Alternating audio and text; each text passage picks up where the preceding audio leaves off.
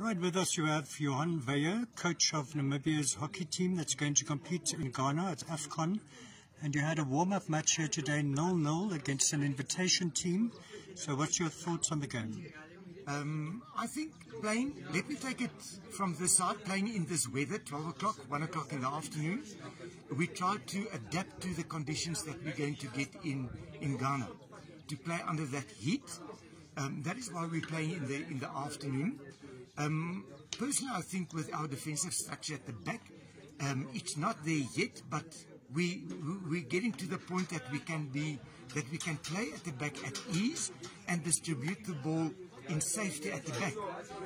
In the link line and in the striking line, at this stage I just feel that we lack a little bit of confidence, maybe concentration, and then just to run the correct lines so that the ball can move into that lines to get the ball and then do the damage in the goal box. I think overall Namibia's got the problem with scoring goals, and we still experience that. So we will have to work extremely hard. If we get 1 or 2 opportunities against Egypt or South Africa, we will have to finish off. We then can't waste that opportunity and then think it's going to come back. It might not come back at all. So we need to use that opportunity and then finish off. Right, and do you know, is the tournament still on? Yes, the tournament is definitely on.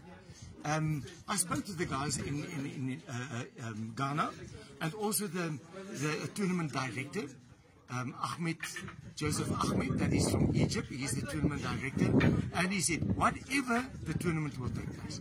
So we tend to leave Namibia on the 14th, next week on Friday. We will then move through to Addis Ababa, overnight over there, and on the 15th we will then move into the hotel in Accra, where we will then stay for the period of time for the tournament. Okay, good luck.